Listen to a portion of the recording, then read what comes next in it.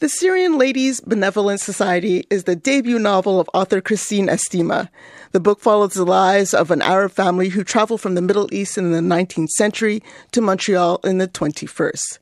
The story is told by the women in the family, all of them woven together through the fabric of time. The tale culminates in the character of Azure as she explores her identity, her relationships, and her destiny. Author Christine Estima joins me on the line now from Toronto. Hello, Christine, and welcome to All in a Weekend. Hi, Dionne. Thanks for having me. Christine, when my producer first mentioned your name and the Syrian Ladies Benevolent Society, I can't believe I tried to say that word again. My first reaction was that should be the title of a book. And of course it was. Where did that title actually come from? It's actually a really funny story. So a few years ago, when my sitto passed, sitto is the Arabic word for grandmother, I was going through her things and I found a letter addressed to her from the Syrian Ladies Benevolent Society based out of Montreal. And the letter was dated 1949. And it was congratulating her on the safe birth of my mother and also congratulating her on her quote unquote successful confinement. And I just thought, oh, this is delightful. I was like, I love that there was an entire community of women like galvanizing the Arab community in the early part of the 20th century. And so I loved that and I just ran with it. So tell us how the stories unfold in this collection. Yeah, so the book begins in the 19th century in the Middle East, and we follow one family as they leave the Middle East, settle in Montreal in the 20th century, and then follows their descendants all the way through to the 21st century. So each story in the collection is linked in that the protagonist of each story is told from a different member of the same family. And so what we see as you move through the book, as you can see the family through time, and you can track them and you can watch them. Some of them are encountering the same issues that their ancestors encountered, and you wonder to yourself, are they going to have the same outcomes? Are they going to make the same choices, or can they break free from the choices that their ancestors made and forge a new path? And it's one of those collections where you can kind of like the through line is really strong, and it also paints a picture of what Arab immigrant families had to endure in the early part of the 20th century, in the late 19th century, and how we're still kind of enduring those issues today. I'm curious, actually, because you just mentioned the strong through line, because this is a collection of short stories, but when you read it, it reads like a novel. So I was really curious about your process, like when did you recognize that there was this through line that was running through your stories? Yeah, so it's interesting because before I ever began writing this manuscript, I think my body of work was always really concerned with the narratives of Arab women, Arab Canadian women, the narratives of Arab Canadian women, and kind of like what Arab women have to endure in a 21st century context, and whether that means like having to deal with stereotypes, embracing their sexuality, embracing modernity. What does modernity look like when it collides with tradition and years of tradition? And so I'd been selling short stories to different magazines across Canada for years that kind of dealt with this issue, with these issues.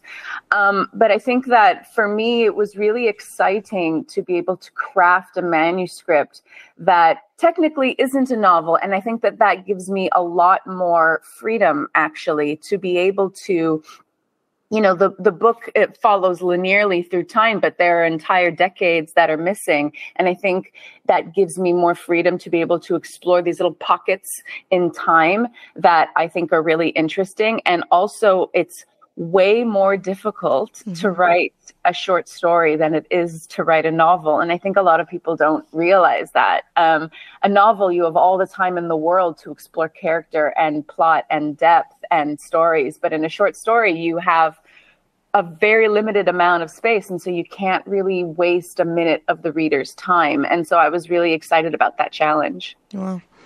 So, it's a work of fiction, but it also provides, to me, and it was what feels like a real life account of the Arab immigrants' experience, particularly that, as you mentioned, of women. So what was it, or maybe who inspired you to write these stories? Yeah, so I would say that the book is definitely inspired by a lot of the stories I heard about my family and who my ancestors were. And so I think that as you read the book, you'll probably find a kernel of truth in like almost every single story. And of course, then my imagination takes over and I run with it. But the real impetus for writing this manuscript was those comments in 2019 that Don Cherry made when he was the host of Coach's Corner. And, he said, he used the term, quote unquote, you people, which, as we all know, is a racist dog whistle, and, derided new immigrants for not wearing the poppy. And for me, that was a real gut punch because my jiddo is the Arabic word for grandfather. He was one of the few Arabs in the Canadian Army during the Second World War, and they shipped him off to Italy, where he fought in the infamous bloody Battle of Ortona. And knock wood, he actually came home. But when he did, he was deaf in one ear. He had shrapnel on his back and PTSD. And so when Don Cherry made those comments, I did what anybody does when they're outraged. I tweeted about it. And I tweeted about my jiddo and I sent it off into the ether. And when I woke up the next morning, I found that the tweet had gone viral. And, suddenly I'm on CTV National News and I'm on CJED 800 and City News Montreal talking about, my jiddo. And I realized that, okay, the reason why this is gaining traction is because people don't know. They don't know we've been here for centuries. I think when people hear the term Arab Canadian, they think it's a new phenomenon. And they think of the Syrian refugee crisis, which is a very serious crisis, but it's recent. They don't realize, that we've shaped the fabric of Montreal and by extension, Canada. And what a shame it would have been had we never come here. And so I decided that writing this book was really also a great way for me to remind people that, Arabs have been here probably a lot longer than a bunch of other ethnicities, and that we're just as Canadian as everybody else, and our stories deserve to be told. So as you, embark on this collection, how much of what you wrote was kind of guided by this need to dispel myths and to educate readers and not just, be about telling this fantastical tale?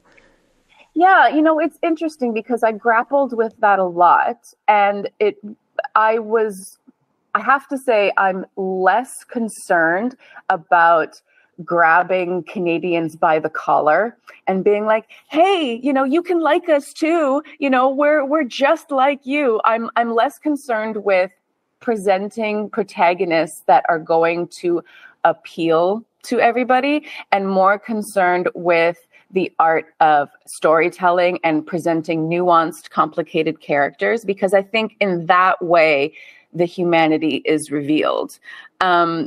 There is this kind of trope that you find in a lot of novels and definitely in a lot of books, a lot of movies, that there's this character that's like this magical person of color that comes into a white person's story and is like, hey, look, I'm just like you. And then the character dies. And the white people are able to go forward and be like, see, now I can love and I know what life is and I can prosper because this person of color died. And I'd have to tell you, I was like, well, I'll be darned if I'm about to write a book about the magical Arabs. I'm not interested in that. I'm interested, the characters in this book are complicated. They are nuanced. They are making mistakes. They are messing up. And you can see them actively trying to figure it out, and you root for them to figure it out. And for me, that was way more important than crafting some sort of didactic, kind of pushy in your face book about you should love us, because we're just like you. That was less interesting to me. But I think that the storytelling in and of itself will really speak to a lot of people, because I think no matter what ethnicity you are, you've probably grappled with a lot of these issues yourself. In the book, Azure actually contends with her own ethnicity and her lineage, and there's a question of whether we're all just a product of those who came before us, or are we doomed to repeat the same mistakes? You are yourself an Arab woman of mixed ethnicity, Lebanese, Syrian, and Portuguese. How did this book maybe answer any questions that you had about your own roots?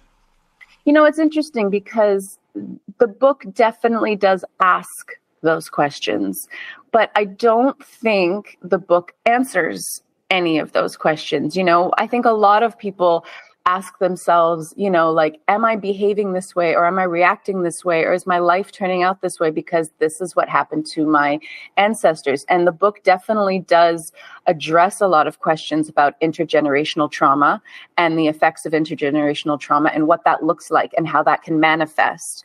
But I don't think it answers that question. I think the main impetus of the book is to take the reader on an emotional journey, and kind of let them figure it out for themselves. You know, the book doesn't really endorse a way of life. It merely describes one, and it lets the reader kind of figure it out for themselves.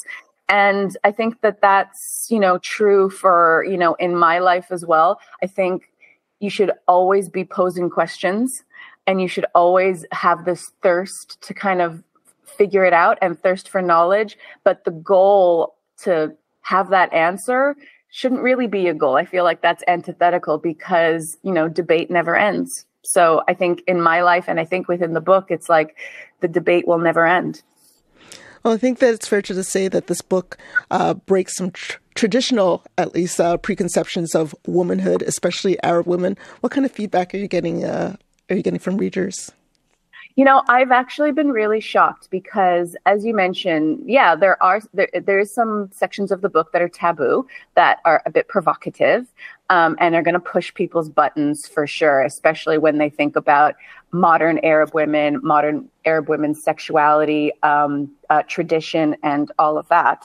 And the feedback I've gotten so far has been overwhelmingly positive. I've had just so many people reach out to me and say things like, you know, these women here are inspiring me.